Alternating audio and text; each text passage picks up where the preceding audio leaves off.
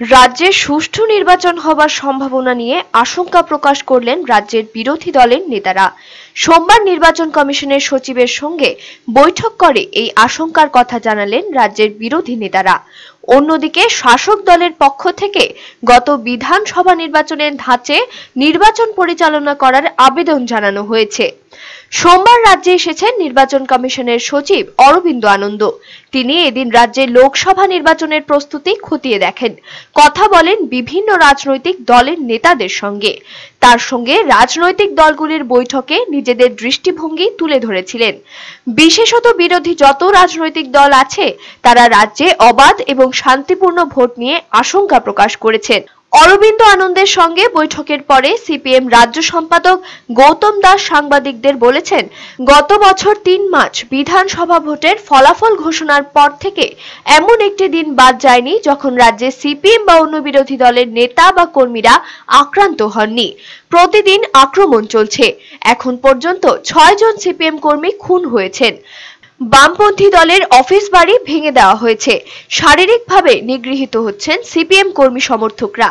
এই অবস্থায় মানুষ ভয়মুক্ত পরিবেশে কিভাবে ভোট দেবেন, তিনি প্রশ্ন তুলেন। গৌতম দাস সাংবাদিকদের জানান, পঞ্চায়েতের উপনির্বাচনে ৯৬% আসনে বিরোধী সিপিএম বা অন্য দলকে প্রার্থী দিতে দেওয়া হয়নি। এমনকি প্রার্থী দিতে দেওয়া হয়নি জোট শরিক আইপিএফটিকেও। পুরসভার উপভোটে সকাল থেকে সন্ত্রাস করেছে শাসক দল। তিনি বলেন, এই অবস্থা জারি থাকলে মানুষ নির্ভয়ে ভোট দিতে পারবেন না। প্রয়োজনীয় নিরাপত্তা বাহিনী এনে এখন থেকে রুট মার্চ করানোর উপর জোর দেন তিনি। একটা দিন বাদ যায়নি ৩রা মার্চের পরে যে ইনসিডেন্ট ফ্রি, এবং মেন টার্গেট হচ্ছে সিপিআইএম। ফিজিক্যাল অ্যাটাক, ৬ জন আমাদের নেতাকর্মী খুন হয়েছে, ১৬০০-র বেশি আহত হয়েছে, অনেকে সারা জীবনের জন্য পঙ্গু হয়ে গেছে। এই যে প্রথমত হচ্ছে যে মানুষ যাতে ভয়মুক্ত পরিবেশে অবাধে ভোট দিতে পারে সেজন্য তার ব্যবস্থা করা, সেজন্য তার উপযুক্ত পরিবেশ সৃষ্টি করা, এবং এই জন্য এরিয়া ডোমিনেশন এখন থেকেই সিকিউরিটি ফোর্স দিয়ে স্টেটের বাইরের থেকে আর এডিশনাল যে ফোর্স আছে সেগুলো দিয়ে সেখানে এখন থেকেই মানুষের মনে একটা এরকম একটা আস্থা সৃষ্টি করা যে তারা। এদিকে কংগ্রেসের তরফ থেকে আইনজীবী অমৃতলাল সাহা এদিন দেখা করেছেন অরবিন্দ আনন্দের সঙ্গে। তিনি বলেন, কংগ্রেসের পক্ষ থেকে বেশ কিছু দাবি করা হয়েছে। প্রথমত, কেন্দ্রীয় বাহিনী দিয়ে ভোট করাতে হবে। প্রতিটি বুথে প্রয়োজনীয় নিরাপত্তার ব্যবস্থা করতে হবে যাতে মানুষ ভয়মুক্ত পরিবেশে ভোট দিতে পারে। দ্বিতীয়ত, প্রতিটি ভোট কেন্দ্রে সিসিটিভি ব্যবস্থা করাতে হবে। তৃতীয়ত, এখনই নিরাপত্তার ব্যবস্থা করতে হবে। চতুর্থ, শেষ পঞ্চায়েত এবং পুর এবং নগর ভোটে ব্যাপক সন্ত্রাস করা হয়েছে। কংগ্রেসের লোকজনকে তাড়িয়ে দেওয়া হয়েছে ভোট কেন্দ্র থেকে।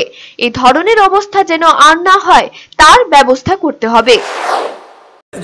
ভারতীয় জাতীয় কংগ্রেসের পক্ষ থেকে যে আমাদের বক্তব্য সেটা হচ্ছে 3টি কথা মূলত। একটা হচ্ছে যে স্পর্শকাতর বুথ কেন্দ্রগুলিকে, পোলিং স্টেশনগুলিকে চিহ্নিত করতে হবে এবং সেই অনুযায়ী ব্যবস্থা নিতে হবে যাতে নাকি মানুষ অবাধে ভোট দিতে পারেন।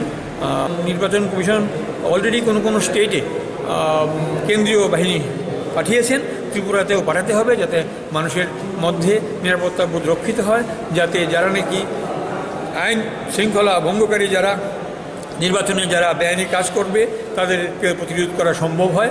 আগের থেকে নিরাপত্তা বাহিনী, কেন্দ্রীয় বাহিনী পাঠাতে হবে। আইপিএফটির পক্ষ থেকে এদিন দেখা করেন মঙ্গল দেববর্মা। তিনি দাবি করেন যেন উৎসবের মেজাজে ভোট হয় তার ব্যবস্থা করতে।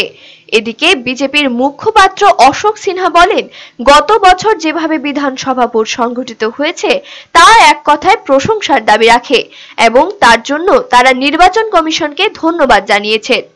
সিপিআই এর রাজ্য সম্পাদক রঞ্জিত মজুমদার বলেছেন, তারা দাবি করেছেন যেন তাদের পার্টি অফিসগুলি খুলতে পারেন তার ব্যবস্থা করতে। পার্টি অফিস খুলতে না পারলে জনসংযোগ করতে পারবেন না। তাছাড়া সব রাজনৈতিক দলকে সমানভাবে প্রচারের ব্যবস্থা করে দিতে হবে এবং নির্বাচনে কালো টাকার ব্যবহার যেন বন্ধ করা যায় তার ব্যবস্থা করতে।